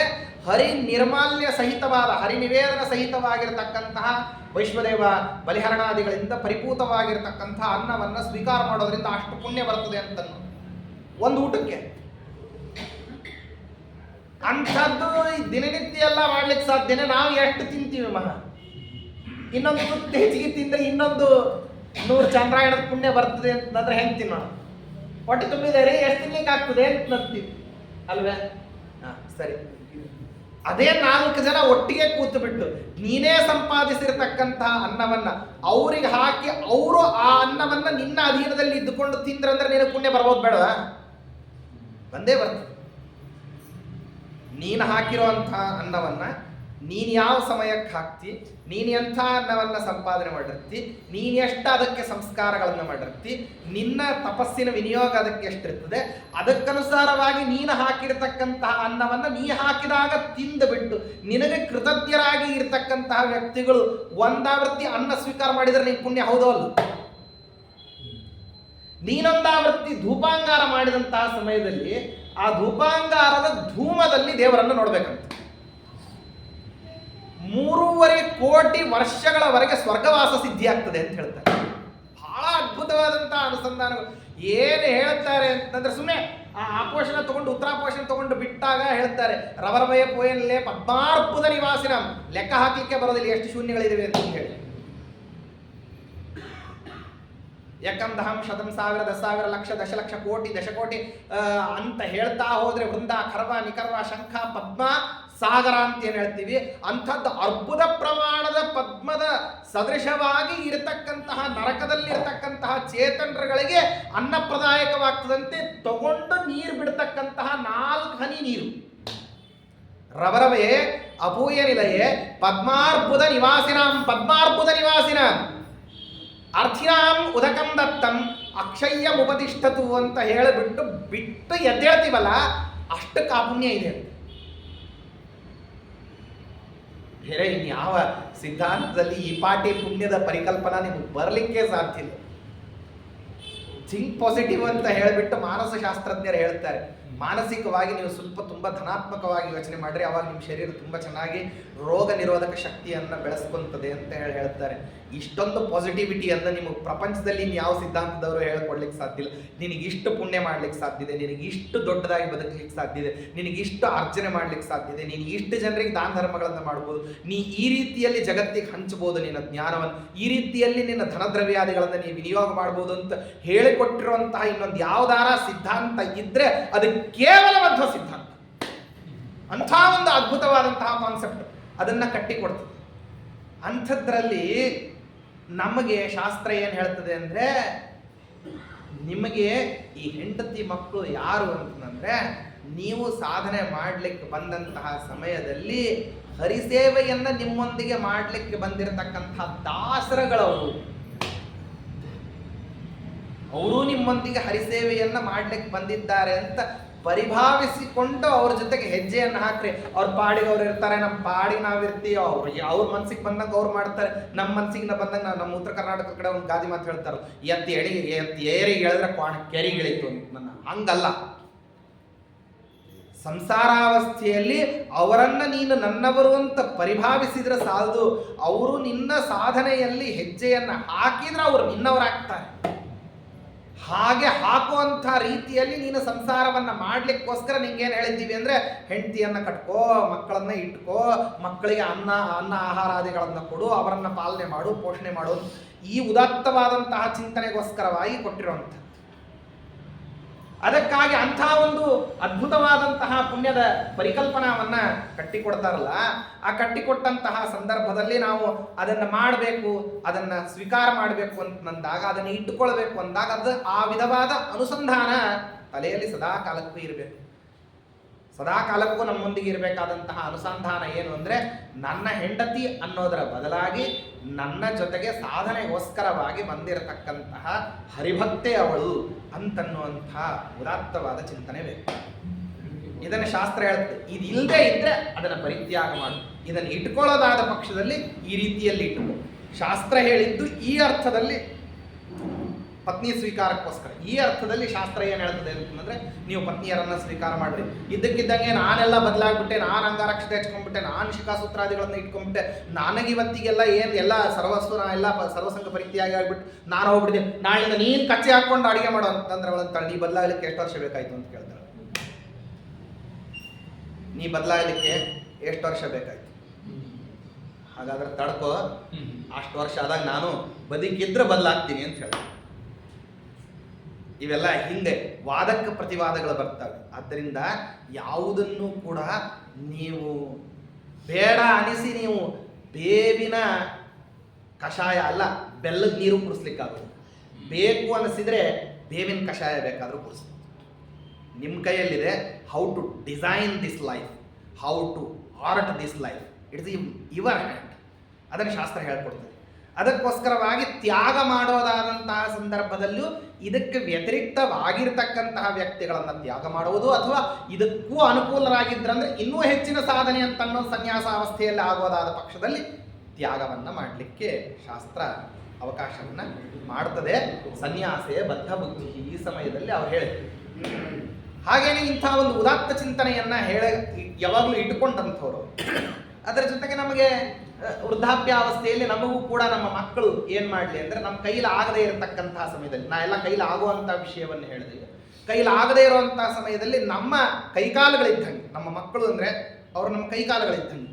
ನಾವು ಯಾವ ಕರ್ಮಗಳನ್ನು ಮಾಡಬೇಕು ಅಂತ ಅಂದ್ಕೊಂಡಿರ್ತೀವಿ, ಯಾವ ದಾನ ಧರ್ಮಗಳನ್ನು ಮಾಡಬೇಕು ಅಂದ್ಕೊಂಡಿರ್ತೀವಿ, ಅಥವಾ ಯಾವ ವ್ರತ ನಿಯಮಾದಿಗಳನ್ನು ಮಾಡಬೇಕು, ಅಥವಾ ಯಾವುದೋ ಒಂದು ಸತ್ಕರ್ಮಾನುಷ್ಠಾನ ಮಾಡಬೇಕು, ಅದನ್ನು ನಮ್ಮ ಕೈಲೇ ಮಾಡಲಿಕ್ಕೆ ಆಗದೇ ಇರುವಂತಹ ಸಮಯದಲ್ಲಿ ಮಕ್ಕಳು ಅದನ್ನು ಮಾಡಿಬಿಟ್ಟು ಪುಣ್ಯವನ್ನು ನಮಗೆ ಧಾರೆ ಎರಿ. ಪ್ರಾಚೀನರಿಂದಲೂ ಈ ಸಂಪ್ರದಾಯ ಇದೆ. ರಾಜಸೂಯ ಯಾಗವನ್ನು ಮಾಡಿ ಪಾಂಡುರಾಜನ ಉನ್ನತವಾಗಿರತಕ್ಕಂತಹ ಲೋಕದ ಪ್ರಾಪ್ತಿಗೋಸ್ಕರವಾಗಿ ಪುಣ್ಯವನ್ನು ಯುಧಿಷ್ಠಿರ ಧಾರೆ ಎರೆದಿರ್ತಕ್ಕಂಥದ್ದು ಅರ್ವಾಚೀನರಲ್ಲೂ ಬೇಕಾದಷ್ಟು ಇದನ್ನು ಕಾಣ್ತೀವಿ. ಅಂಥ ಒಂದು ಪುಣ್ಯಕರ್ಮವನ್ನು ನಮಗೆ ಅಂತ್ಯಕಾಲಕ್ಕೆ ಮಾಡೋರು ಯಾರು, ಅದನ್ನು ಒದಗಿಸೋರು ಯಾರು ಅಂತನ್ನುವಂತಹ ಪ್ರಶ್ನೆ ಬರ್ತದೆ. ಅದಕ್ಕೇನು ಉತ್ತರ ಅಂದರೆ, ನಿಮಗೆ ಇನ್ನೊಬ್ಬ ಮಗ ಹುಟ್ಟುತ್ತಾನೆ, ಅವನು ಹುಟ್ಟಿ ಏನು ಮಾಡ್ತಾನೆ ಅಂದರೆ ನಿಮಗೆ ಆಶ್ರಯನಾಗಿ ಇರ್ತಾನೆ ಅಂತ ಹೇಳಿ ವಾಸುದೇವಾಚಾರ್ಯರು ಹೇಳಿದ ಮೇಲೆ ಮಗನ ಮಾತಿಗೆ ಒಡಂಬಟ್ಟು ಏನು ಮಾಡ್ತಾರೆ ವೇದವತಿ ದೇವಿಯವರು ತಾವು ಆಶ್ರಮಕ್ಕೆ ಮತ್ತೆ ಸ್ವೀಕೃತಿಯನ್ನು ಹೇಳ್ತಾರೆ. ಆವಾಗ ಅದು ವಾಸ್ತವದಲ್ಲಿ ಅವರು ಯಾವ ಕಾರಣಕ್ಕೋಸ್ಕರವಾಗಿ ಬಂದಿದ್ರು ಅದು ನಂತರದಲ್ಲಿ ಹೇಳ್ತೀನಿ, ಅದೇನೇನಾಗ್ತದೆ ಅಂತ ನಂತರದಲ್ಲಿ ಹೇಳ್ತೀನಿ. ಈ ಪ್ರಕೃತದಲ್ಲಿ ಇವರಿಗಂತೂ ಚರ್ಮಕಾಲದಲ್ಲಿ ನಿಮ್ಮನ್ನು ನೋಡಿಕೊಳ್ಳಿಕ್ಕೆ, ನಿಮ್ಮ ಪರವಾಗಿ ದಾನ ಧರ್ಮಗಳನ್ನು, ನಿಮ್ಮ ಪರವಾಗಿ ಸತ್ಕರ್ಮ ಅನುಷ್ಠಾನ ಮಾಡಲಿಕ್ಕೆ ಇಲ್ಲ ಅಂತನ್ನುವ ಹೊರಗೆ ಏನಿದೆ ಅದನ್ನು ಪರಿಹಾರ ಮಾಡ್ತೀನಿ ಅಂತ ಆಚಾರ್ಯರು ಉತ್ತರ ಕೊಟ್ಟರು. ಪ್ರಶ್ನೆಗೆ ಉತ್ತರ ಕೊಡಬೇಕು. ಪ್ರಶ್ನೆ ಮಾಡಿದ್ದು ವೇದವತಿ ದೇವಿಯರು ನಮಗೆ ಆಗದೇ ಇರುವಂತಹ ಸಮಯದಲ್ಲಿ ನಮ್ಮ ಧರ್ಮಕರ್ಮಗಳನ್ನು ಮಾಡೋರು ಯಾರು ಅಂತ ಹೇಳಿ ಅದಕ್ಕಾಗಿ ತಮ್ಮ ಅಂತ ಹೇಳಿ ಒಬ್ಬ ವ್ಯವಸ್ಥೆ ಮಾಡಿ. ಆ ನಂತರದಲ್ಲಿ ಸನ್ಯಾಸ ಸ್ವೀಕಾರದ ಪ್ರಸಂಗ. ಪ್ರಾಜ್ಞಂ ಗುರುವಾಜ್ಞೆಯಾಲಂ ಸುಗುಣಹರಿವಿದಂ ಸತ್ತಪಸ್ತೃಪ್ತ ದೈವ. ಆ ನಂತರದಲ್ಲಿ ಸನ್ಯಾಸ ತಗೊಳ್ಳುವಂತಹ ಪ್ರಸಂಗ. ಸನ್ಯಾಸ ತಗೋಬೇಕು. ಸನ್ಯಾಸವನ್ನು ತಗೊಳ್ಬೇಕು ಅಂತಂದ್ರೆ ಅದಕ್ಕೆ ಪೂರ್ವಭಾವಿಯಾದಂತಹ ಆತ್ಮಶ್ರಾದ್ದಾದಿಗಳೆಲ್ಲ ಇದ್ದಾರೆ. ಆತ್ಮಶ್ರಾದ್ದಾದಿಗಳು, ಕ್ರಿಯಾಕಲಾಪ, ಅದಾದ ನಂತರದಲ್ಲಿ ಪ್ರಣವೋಚ್ಚಾರಣ, ಅಭಿಷೇಕಾದಿಗಳು, ಒಂದೊಂದು ಘಟ್ಟ ಅದನ್ನೆಲ್ಲ ಮಾಡ್ತಾ ಬಂದಿದ್ದಾರೆ. ಅದನ್ನೆಲ್ಲ ಮಾಡಿ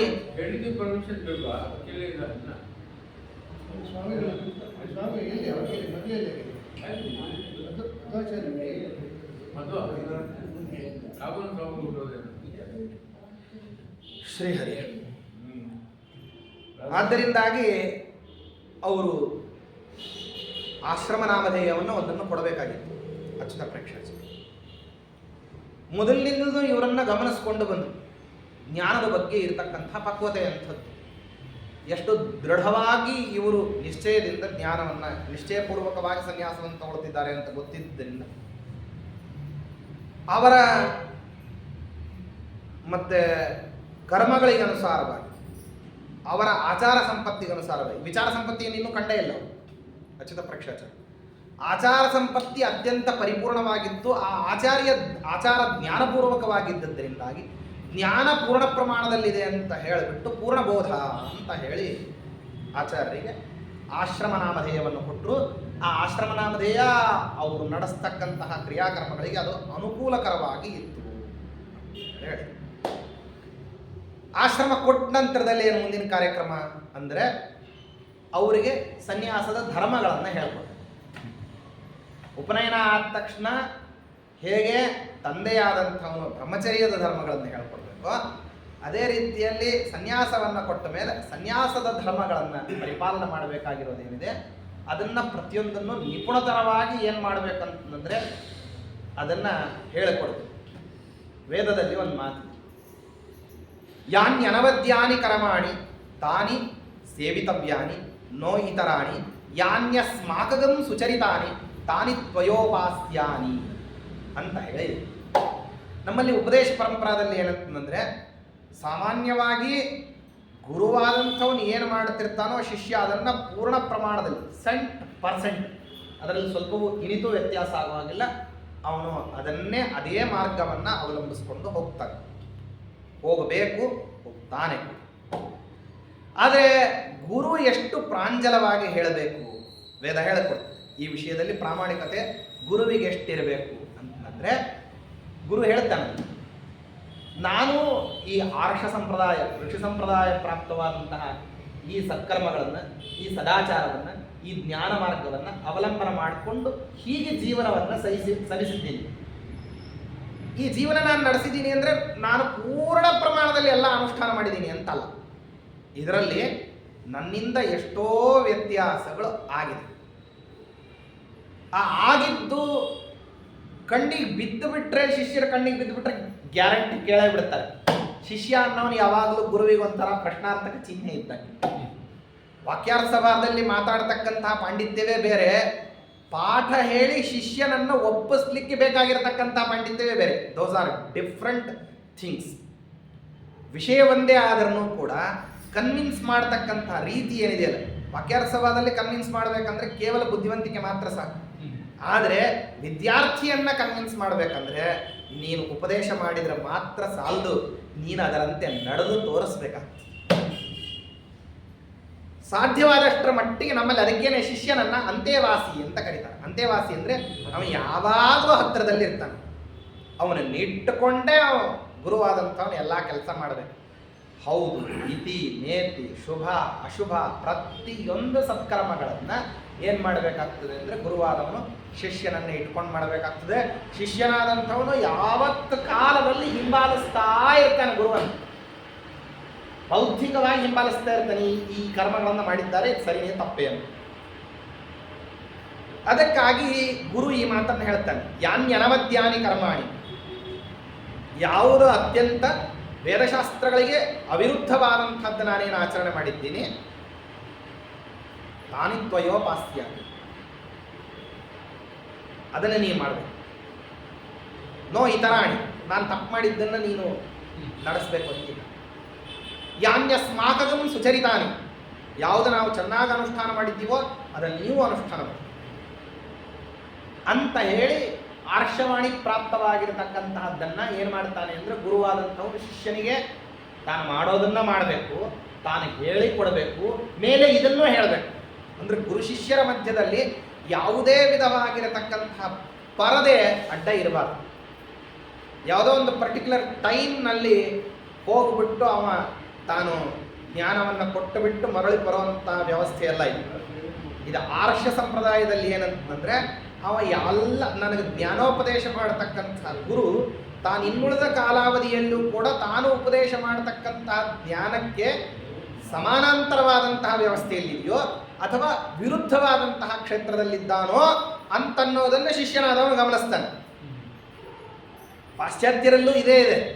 ಅದಕ್ಕೆ ಅವರು ಮೇಲಿಂದ ಮೇಲೆ ಪ್ರಶ್ನೆ ಕೇಳ್ತಾರೆ, ಏನಂದರೆ ಇಷ್ಟು ಸನಾತನವಾದಂತಹ ಇಷ್ಟೊಂದು ಸಹಸ್ರಾಧಿಕ ಲಕ್ಷಾಧಿಕವಾಗಿರತಕ್ಕಂಥ ವರ್ಷಗಳಿಂದ ಒಂದೇ ಕ್ರಮದ ವೇದವಾಣಿ, ಒಂದೇ ಕ್ರಮದ ಶ್ರುತಿ ಸ್ಮೃತಿಗಳು, ಒಂದೇ ಕ್ರಮದ ಇತಿಹಾಸದ ಪರಂಪರೆ, ಅದನ್ನೇ ಅನುಷ್ಠಾನ ಮಾಡ್ಕೊಂಡು ಬರ್ತಕ್ಕಂಥದ್ದು ಇಷ್ಟು ಸುದೀರ್ಘ ಕಾಲದಿಂದ ಹಿಂಗೆ ಅನುಷ್ಠಾನ ಮಾಡ್ತಾನೆ ಬರ್ತಾ ಇದ್ದೀರಿ, ಬಾಯಿಂದ ಬಾಯಿಗೆ ಇದು ಹೇಳೋದು ಅಂತನ್ನೋದು ನಡೀತಾನೆ ಇದೆ. ನಿಮ್ಮಲ್ಲಿ ಇದು ಹೇಗೆ ಸಾಧ್ಯ, ನಮ್ಮಲ್ಲಿ ಯಾಕೆ ಸಾಧ್ಯ ಆಗ್ತಿಲ್ಲ? ಬೌದ್ಧಿಕವಾಗಿರತಕ್ಕಂಥ ಉಪದೇಶದ ಪರಂಪರೆ ನಿಮ್ಮಲ್ಲಿ ಹೆಂಗಿದೆಯೋ ನಮ್ಮಲ್ಲಿ ಹಾಗೆ ಯಾಕೆ ಉಳಿಲಿಲ್ಲ? ಏನು ಸಮಸ್ಯೆ? ಉಪದೇಶ ಪರಂಪರಾದಲ್ಲೇ ಸಮಸ್ಯೆ ಇದೆ. ವಾಸ್ತು ನಮ್ಮಲ್ಲಿ ಗುರುವನ್ನು ಉನ್ನತಾಸನದಲ್ಲಿ ಕೂಡಿಸಿ ನಾವು ಕೆಳಗೆ ಕೂತ್ಕೊಂಡು ಕೇಳ್ತೀವಿ.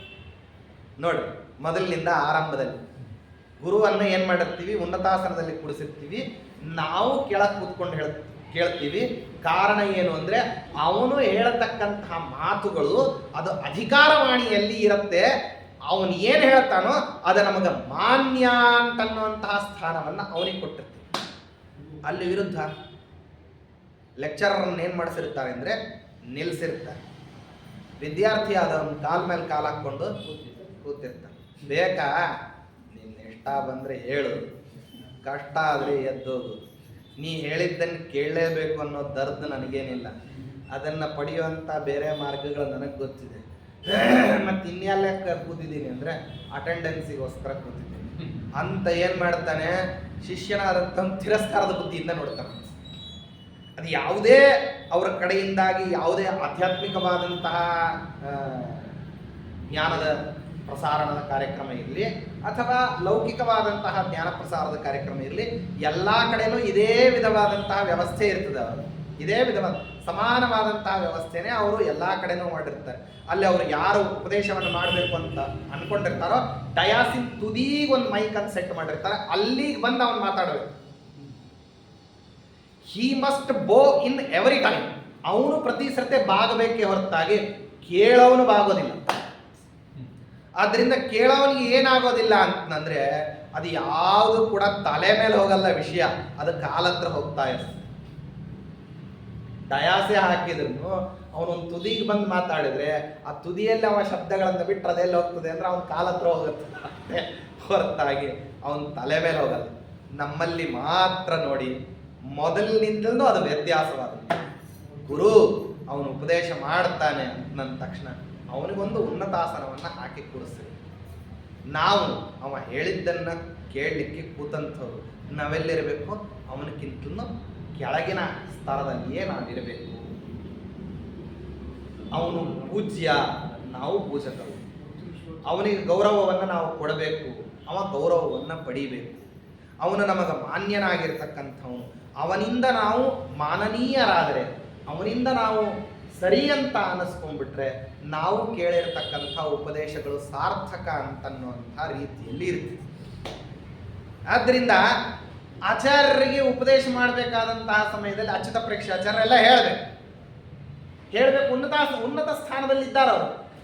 ಹೇಳಬೇಕು ಅಂತ ಯಾವ ವಿಷಯಗಳ ಬಗ್ಗೆ ಅವರು ವಿಚಾರ ಮಾಡುತ್ತಿದ್ರು ಅದನ್ನ ಅವರು ಹೇಳಬೇಕು ಅಂದ್ಕೊಂಡಿರೋದನ್ನು ಅದಕ್ಕಿಂತ ಚೆನ್ನಾಗಿ ಅನುಷ್ಠಾನ ಮಾಡಿ ತೋರಿಸ್ತಾರೆ.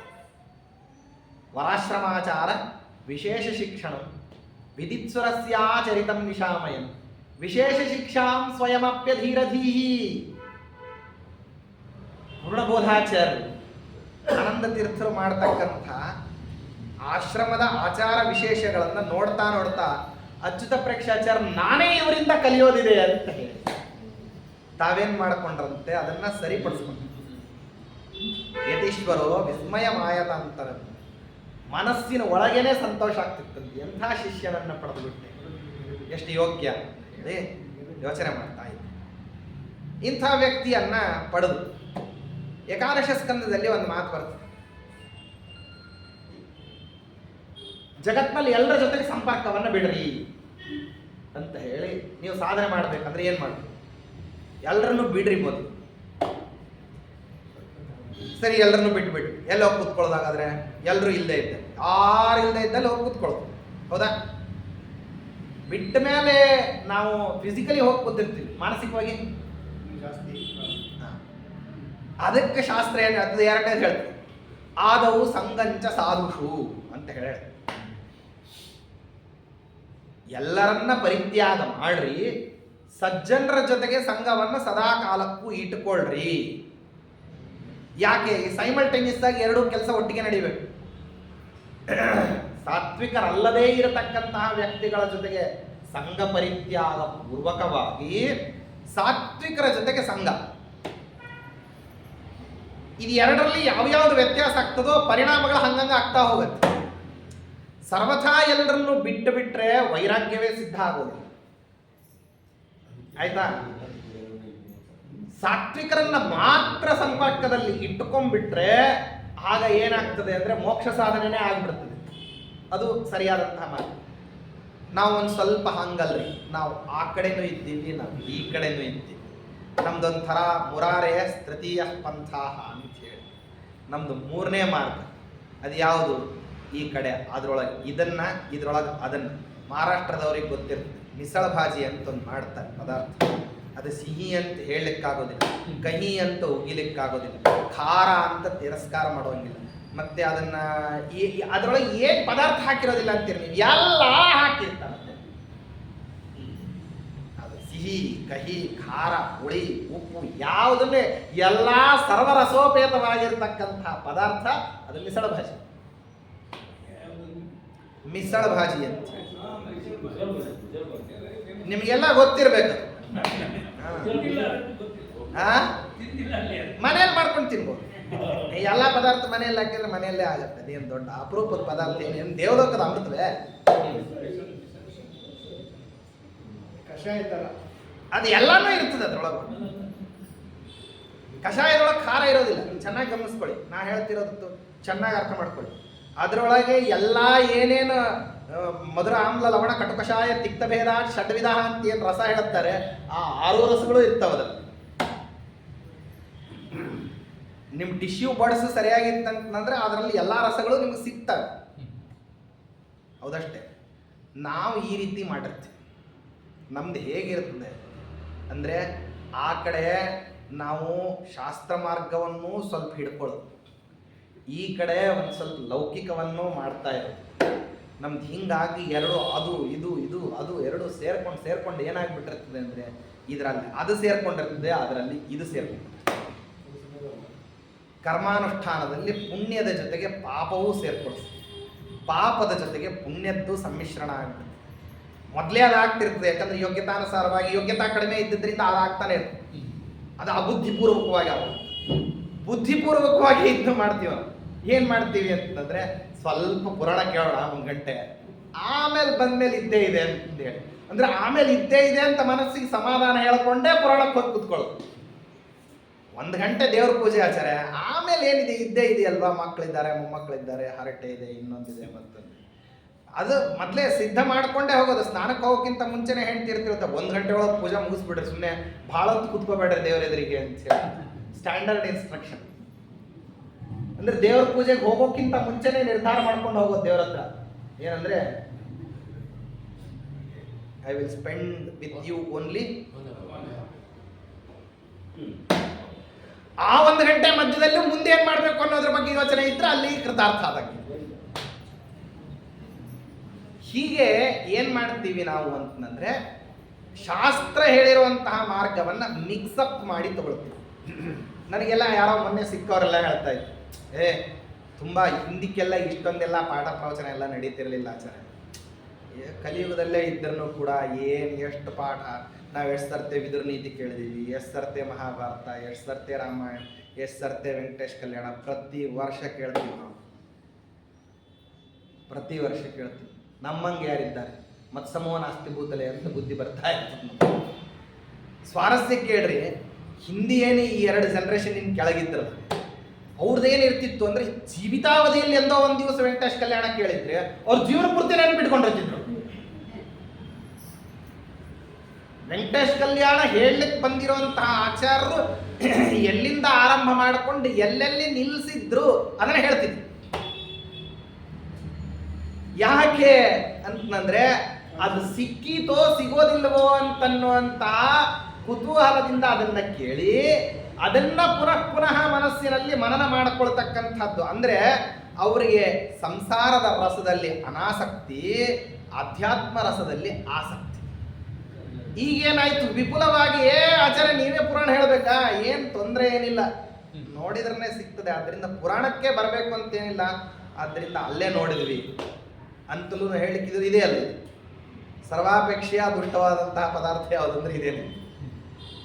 ಅದಕ್ಕೋಸ್ಕರವಾಗಿ ಹಾಗೆ ತಿರಸ್ಕಾರದ ಬುದ್ಧಿ ತುಂಬಾ ಹೆಚ್ಚಾಯ್ತಂತಂದ್ರೆ, ಅದು ಏನಾಗ್ಬಿಡುತ್ತಂದ್ರೆ, ಹೈನ್ ಹೆಚ್ಚಾದ್ರೆ ಹಾಲ್ಯ ಕಾಲು ತೊಳ್ಕೊಂಡಿದ್ರು ಅಂತ. ತುಂಬಾ ಹಾಲು ಮೊಸರು ಹೆಚ್ಚಾಗತಕ್ಕಂಥದ್ದು ಇತ್ತಂತೆ, ಈಗಲ್ಲ, ಹಿಂದಕ್ಕೊಂದು ಕಾಲಕ್ಕೆ ಇತ್ತಂತೆ. ಏನಂದ್ರೆ ಅವಾಗ ಕಾಲು ತೊಳ್ಕೊಳ್ಳಿಕ್ಕೂ ಹಾಲು ಬಳಸೋದು ಅವಾಗ. ಹಂಗಿದ್ದಂಗೆ ಈ ರೀತಿಯಲ್ಲೆಲ್ಲ ಸುಲಭವಾಗಿ ಸಿಗ್ತದೆ ಅಂದ್ರೆ ಅದರ ಬಗ್ಗೆ ಅನಾಸಕ್ತಿ. ಶಾಸ್ತ್ರ ಹೇಳ್ತದೆ ಹೆಂಗೆ ಅಂತಂದ್ರೆ, ಆದವು ಸಂಗಂಚ ಸಾಧುಷು, ಯಾವುದು ಸಜ್ಜನರ ಜೊತೆಗೆ ಸಮಾಗಮದಲ್ಲಿ ಸಮಾನ ಕಾಲದಲ್ಲಿಯೇನೆ ದುರ್ಜನರ ಜೊತೆಗೆ ಸಂಘ ಪರಿತ್ಯಾಗವೂ ಇರಬೇಕಂತ. ಅಂದ್ರೆ ದುಷ್ಟ ವಿಷಯಗಳ ಬಗ್ಗೆ ಅನಾಸಕ್ತಿ ಪೂರ್ವಕವಾಗಿ ಸಾತ್ವಿಕ ವಿಷಯಗಳ ಬಗ್ಗೆ ಆಸಕ್ತಿ ಬಂದ್ರೆ ಆವಾಗ ಅದನ್ನೇನಂತಾರೆ ಅಂತಂದ್ರೆ ಸಾಧನೆ ಅಂತಾರೆ. ನಮಗೆ ಅದೂ ಸ್ವಲ್ಪ ಇರಲಿ, ನಮಗೆ ಇದೂ ಸ್ವಲ್ಪ ಇರಲಿ, ನಮಗೆ ಲೌಕಿಕವೂ ಬೇಕು, ನಮಗೆ ಪಾರಮಾರ್ಥಿಕವೂ ಬೇಕು, ಇದನ್ನ ಬಿಡ ಅದನ್ನ ಕೊಡ ಅನ್ನುವಂಗ. ಆದರೆ ಶಾಸ್ತ್ರ ಇದನ್ನು ನಿಷೇಧ ಮಾಡ್ತದೆ. ಇದು ಬೇಡ, ಯೋಗ್ಯವಾದದ್ದನ್ನೇ ಸ್ವೀಕಾರ ಮಾಡಬೇಕು ಅಂದರೆ ಅದರ ಬಗ್ಗೆ ವೈರಾಗ್ಯವನ್ನು ತಾಳ್ರಿ. ಇಲ್ಲ ಅಂದರೆ ನಿಮಗೆ ಯಾವುದು ವಿಪುಲವಾದಂತಹ ಉದ್ದಿಷ್ಟವಾದಂತಹ ಅತ್ಯಂತ ನಿರ್ದುಷ್ಟವಾದಂತಹ ಅತ್ಯಂತ ಸರಿಯಾದ ಫಲಕಾರಿಯಾಗಿರ್ತಕ್ಕಂತಹ ಶಾಸ್ತ್ರವಚನಗಳು ನಿಮಗೆ ಫಲವನ್ನು ಕೊಡಬೇಕು ಅಂತಾದರೆ ಆ ಶಾಸ್ತ್ರವಚನಗಳಿಗೆ ವೈರಾಗ್ಯ ಅಂತನ್ನುವಂತಹ ಫರ್ಟಿಲೈಸರ್ ಗೊಬ್ಬರ ಅತ್ಯವಶ್ಯಕವಾದಂಥ. ಆ ವೈರಾಗ್ಯ ಇಲ್ಲದ ಹೊರತು ಈ ಜ್ಞಾನ ಭಕ್ತಿಗಳು ಏನಾಗೋದಿಲ್ಲ ಅಂದ್ರೆ ಕಾರ್ಯಕಾರಿ ಆಗೋದು, ಅದು ಅಕಾರ್ಯಕಾರಿ. ಅಚ್ಯುತ ಪ್ರೇಕ್ಷಾಚಾರ್ಯರು ಸರ್ವಸಂಗ ಪರಿತ್ಯಾಗಿ ಯಾವಾಗ ಈ ಪೂರ್ಣಬೋಧರ ಜೊತೆಗೆ ಸಮಾಗಮ ಆಯಿತು, ಅವರ ಜ್ಞಾನ, ಅವರ ಆಚಾರಶೀಲತೆ, ಅವರ ಪಾಂಡಿತ್ಯ, ಅವರ ಸದ್ಗುಣತೆ, ಅವರ ಸೌಶೀಲ್ಯ, ಅವರ ಸಚ್ಚಾರಿತ್ರ್ಯಾದಿಗಳು ಇದನ್ನೆಲ್ಲವನ್ನು ನೋಡ್ತಾ ನೋಡ್ತಾ ಆಕೃಷ್ಟರಾಗಿ ಅವರನ್ನು ಬಿಟ್ಟು ಇಲ್ಲದೆ ಇರುವಂತಹ ಸ್ಥಿತಿ ಕಲ್ಪನೆ ಮಾಡ್ಕೊಳ್ಳಿಕ್ಕೆ ಸಾಧ್ಯ ಇಲ್ಲ. ಹೆಂಗೆ ಬಿಟ್ಟಿರೋದು ಇವ್ರನ್ನ ಅನ್ನೋ ಅಷ್ಟರ ಮಟ್ಟಿಗೆ ಅವ್ರ ಬಗ್ಗೆ ಅಭಿಮಾನ ಆರಂಭ ಆಗುತ್ತೆ. ಆ ಅಭಿಮಾನ ವಾಸ್ತವದಲ್ಲಿ ಶಾಸ್ತ್ರ ಬೇಕು ಅಂತದದು. ಆ ಅಭಿಮಾನವನ್ನು ಇಟ್ಕೊಳ್ರಿ. ಸಾತ್ವಿಕರ ಬಗ್ಗೆ ನಿಮಗೆ ಈ ಅಭಿಮಾನ ಇರಬೇಕು, ಅದು ನಿಮಗೆ ತಾರಕವಾದಂತೆ. ಅವ್ರ ಬಗ್ಗೆ ಎಷ್ಟು ಅಭಿಮಾನ ಬೆಳೆಸ್ಕೊಂತೀರಿ ಅಷ್ಟು ನಿಮಗೆ ಒಳ್ಳೆಯದಾಗ್ತದೆ ಅಂತ ಹೇಳ್ತೀನಿ. ಎಷ್ಟು ಒಳ್ಳೇದಾಗುವಂತಹ ಪ್ರಸಂಗ ಬಂತು ಅಂದರೆ ಅವ್ರನ್ನ ಬಿಟ್ಟಿಲ್ಲದೆ ಇರುವಂತಹ ಪರಿಸ್ಥಿತಿ ಇವ್ರಿಗೆ ಬಂದಾಗ ಒಂದಾವೃತ್ತಿ ಅವ್ರು ಬಂದು ಹೇಳಿದ್ರು, ನಾನು ಗಂಗಾ ಸ್ನಾನಕ್ಕೆ ಹೋಗ್ಬರ್ತೀನಿ,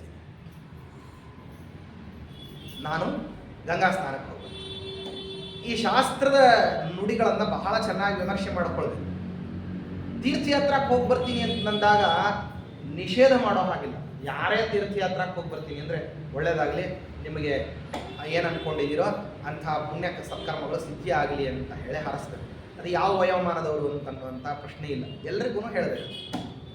ಅದನ್ನು ಬಿಟ್ಟು ನೋಡ್ರಿ, ನೀವೇನೋ ತೀರ್ಥಯಾತ್ರಕ್ಕೆ ಬದ್ರಿಗೆ ಹೋಗ್ತೀನಿ ಅಂದ್ರಲ್ಲ, ಲ್ಯಾಂಡ್ ಸ್ಲೈಡ್ ಆಗ್ತಾ ಇದೆ ನೋಡ್ರಿ. ಅಲ್ಲಿಗೆ ಹೋಗ್ತಿದ್ರಲ್ಲ, ಅಲ್ಲಿ ಏನೋ ಇಂಥದ್ದು ಉಪದ್ಯಾಪ ಅಂತೆ. ನಾವು ಜೀವಿತಾವಧಿಗಳು ಹೋಗ್ಲಾರ್ದ ಹೋಗುವಂತಹದ್ದೇನೋ ಒಂದು ಕಾರ್ಯಕ್ರಮ ಆರಂಭ ಆಗಿರ್ತದೆ. ಬ್ಯಾಡ ಅಂತ ಹೇಳಿದ್ದಕ್ಕೋಸ್ಕರವಾಗಿ ಅಥವಾ ನೀವಿಂತ ಅಡ್ಡ ಮಾತಾಡಿದ್ದಕ್ಕಾಗಿ ಅವ ತೀರ್ಥಯಾತ್ರಾದಿಂದ ಏನು ಪುಣ್ಯ ಸಂಪಾದನೆ ಮಾಡ್ಕೋಬೇಕಾಗಿತ್ತೋ ಆ ಪುಣ್ಯವನ್ನು ತಡೆದಿರುವಂತಹ ಪಾಪದ ಗಂಟು ದೇವರು ನಿಮ್ಮ ತಲೆ ಮೇಲೆ ಇಡ್ತಾನೆ.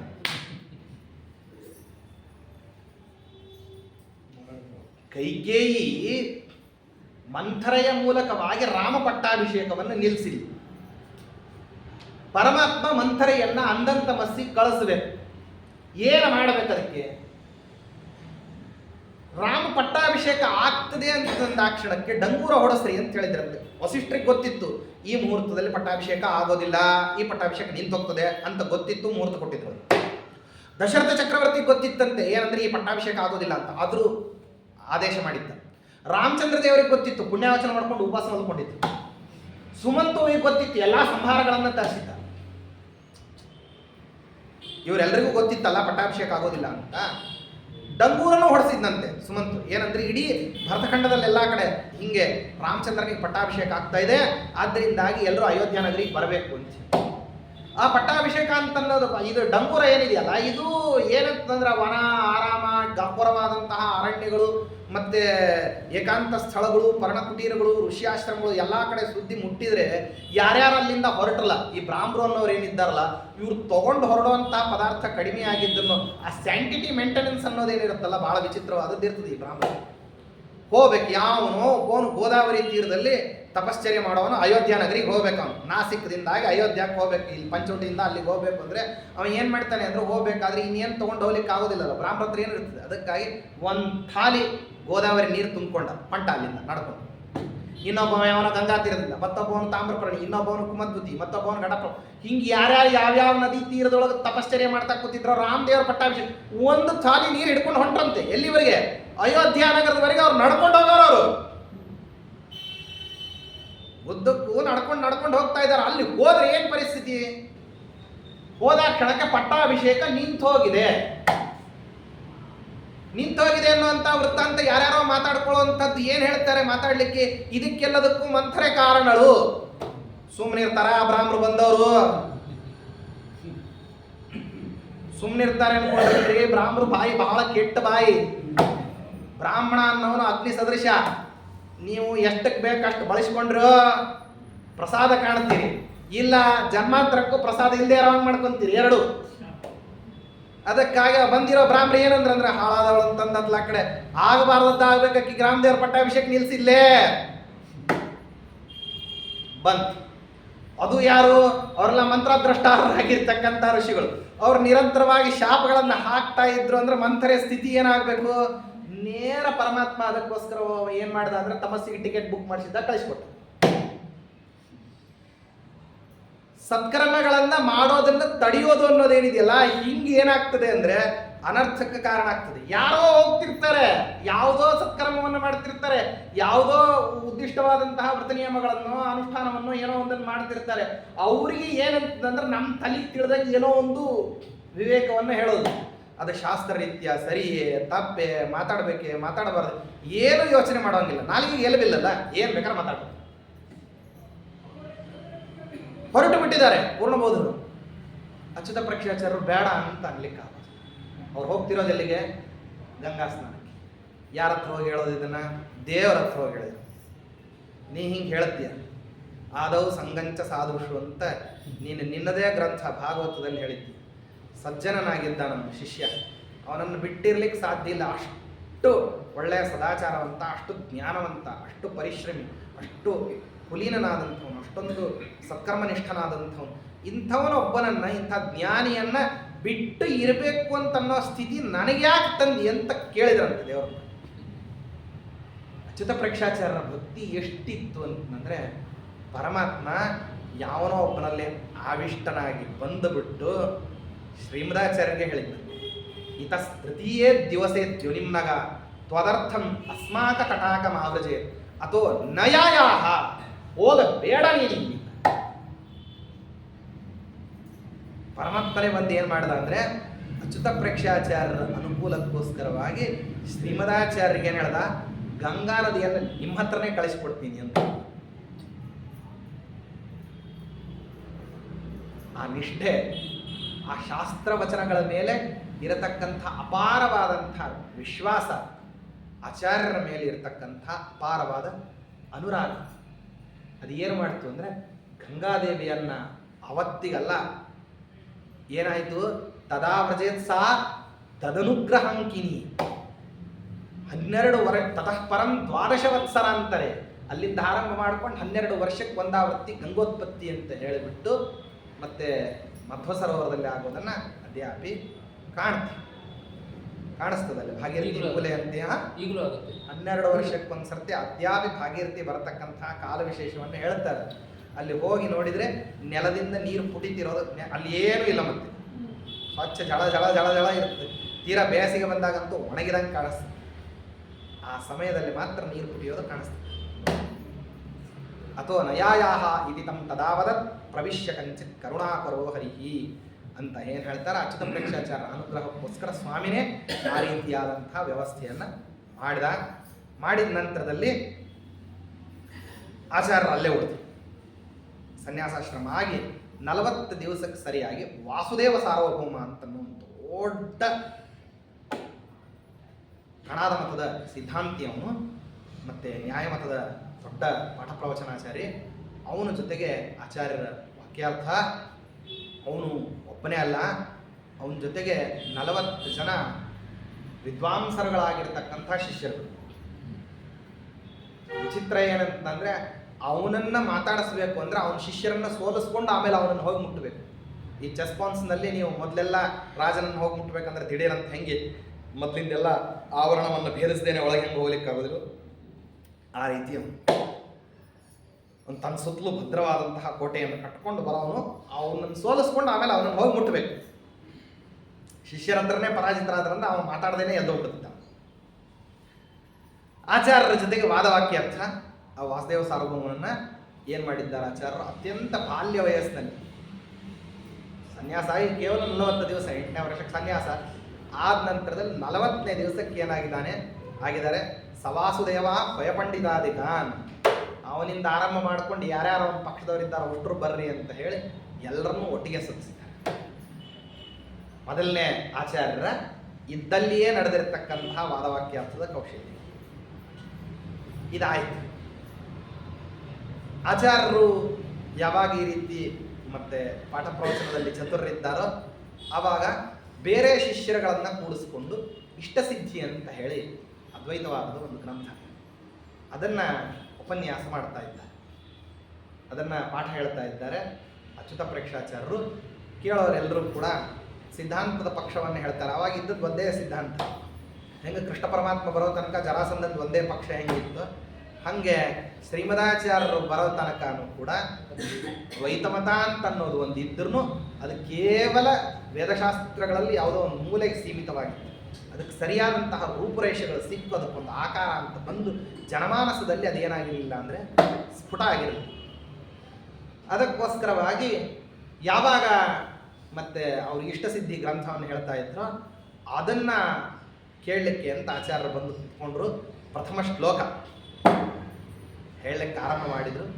ಅದರಲ್ಲಿ 32 ದೋಷ ತೆಗೆದು ತದಾದ್ಯ ಪದ್ಯಸ್ಥಂ ಅವಧ್ಯ ಮಂಡಲಂ ಯದಾವದ ಷೋಡಶಕದ್ವಯಾತ್ಮಕಂ 16ರ 2 ಪಟ್ಟು ಅಂದರೆ 32 ದೋಷಗಳನ್ನು ಒಟ್ಟಿಗೆ ತೆಗೆದ.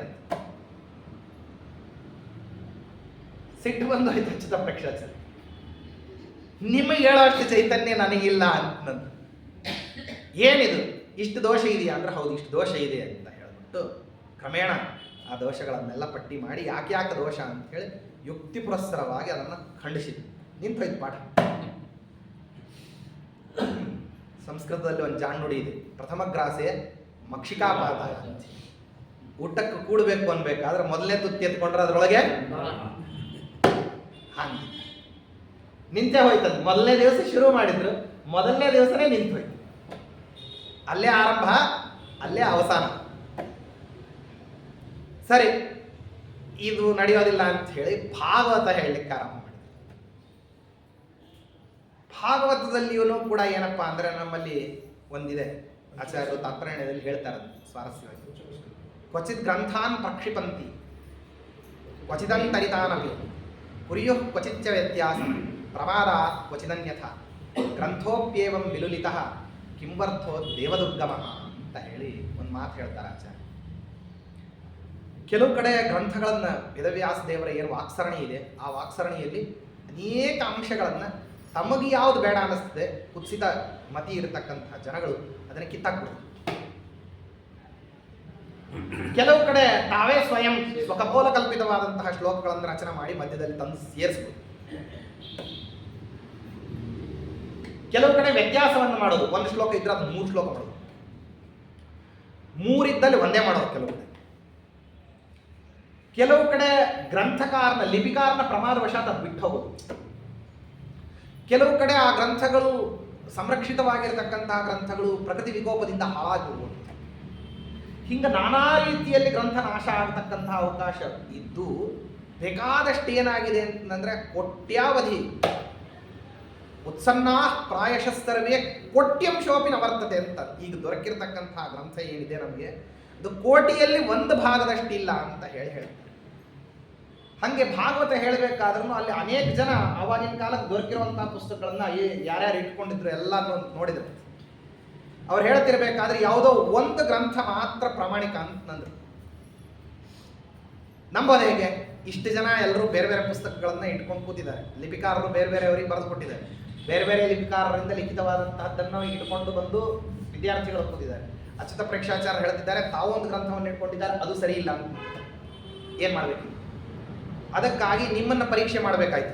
ನೀವು ಇದು ಸರಿ ಇಲ್ಲ ಅಂತಂದರೆ ಸರಿ ಯಾವುದು ಇದೆ ಅಂತ ಹೇಳಲಿಕ್ಕೆ ನಿಮ್ಮ ಮಾತನ್ನು ನಾವು ಹೋಗ್ಬೇಕಾದ್ರೆ ನಾವೊಂದು ಪ್ರಶ್ನೆ ಕೇಳ್ತೀವಿ, ಅದಕ್ಕೆ ನೀವು ಉತ್ತರ ಕೊಡ್ತೀವಿ. ಯಾವುದು ಅತ್ಯಂತ ಕಠಿಣ ಭಾಗ ಭಾಗವತದಲ್ಲಿ ಯಾವುದು ಅಂದರೆ ಪಂಚಮ ಸ್ಕಂದ. ಅದು ಗದ್ಯ ಭಾಗ.